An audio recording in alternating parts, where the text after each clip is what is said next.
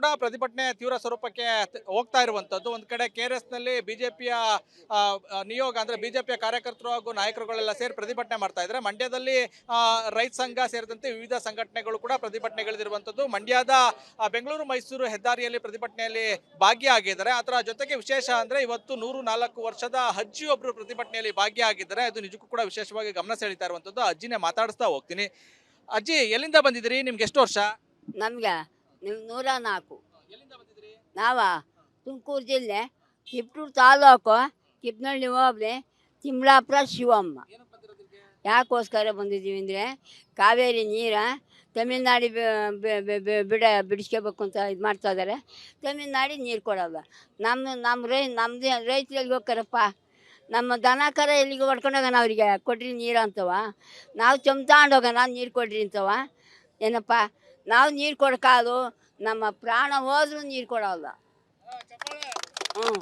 ನೋಡ್ರಿ, ನಾನು ಉಸಿರೋವರೆಗಿಂತಕ್ಕೆಲ್ಲ ಬತ್ತಿಕೊಂಡ್ರಪ್ಪ.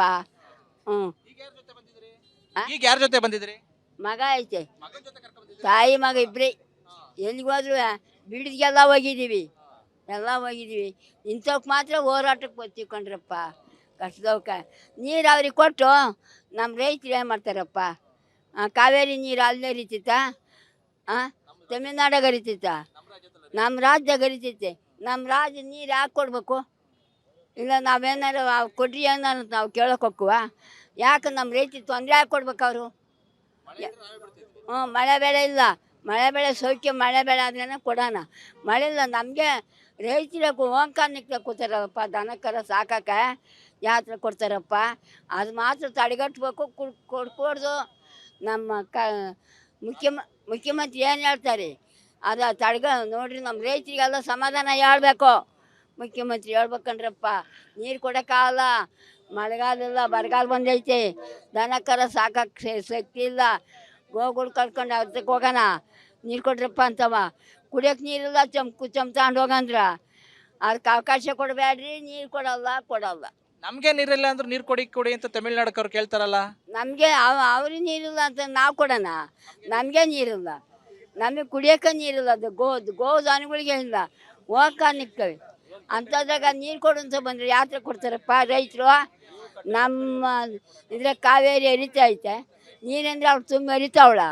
ನಮಗೆ ನೀರು ಹೋದ್ರಪ್ಪ, ನಾವು ಹೆಂಗೆ ಕೊಡೋಕ್ಕಾಗ್ತಪ್ಪ?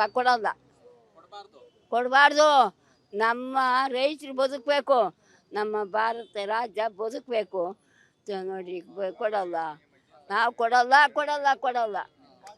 ನೀವು ಪ್ರತಿಭಟನೆಗೆ ಭಾಗಿಯಾಗ್ತೀರಾ? ಮುಂದೆನೂ ಬರ್ತೀವಿ,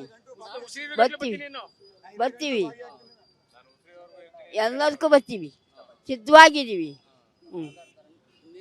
ನಿಜಕ್ಕೂ ಕೂಡ ಗಮನಿಸಬೇಕು, ನಿಕೇಶ್ 104 ವರ್ಷ ಇವತ್ತಿನ ಪ್ರತಿಭಟನೆಯಲ್ಲಿ ಭಾಗಿಯಾಗಿದ್ದಾರೆ. ನನ್ನ ಜೀವ ಇರುವವರೆಗೂ ಕೂಡ ಪ್ರತಿಭಟನೆಯಲ್ಲಿ ಭಾಗಿಯಾಗ್ತೀನಿ ಅಂತ ಹೇಳ್ತಾ ಇರುವಂಥದ್ದು. 104 ವರ್ಷ ಆಗಿದ್ರು ಕೂಡ ಪುತ್ರನೊಂದಿಗೆ ಅಂದ್ರೆ ತುಮಕೂರು ಜಿಲ್ಲೆಯಿಂದ ಬಂದಿರುವಂಥದ್ದು, ಶಿವಮ್ಮ ಅಂತ ಹೇಳಿ. ಜೊತೆಗೆ ನಾವು ಯಾವುದೇ ಕಾರಣಕ್ಕೂ ಕೂಡ ತಮಿಳ್ನಾಡಿಗೆ ನೀರು ಬಿಡಬಾರ್ದು, ನಮಗೆ ನೀರು ಇಲ್ದಂತ ಇರೋ ಪರಿಸ್ಥಿತಿಯಲ್ಲಿ ನಾವು ಹೇಗೆ ನೀರು ಕೊಡೋದಕ್ಕೆ ಸಾಧ್ಯ ಅನ್ನೋ ಒಂದು ಪ್ರಶ್ನೆಯನ್ನ ಮಾಡ್ತಾ ಇದ್ದಾರೆ.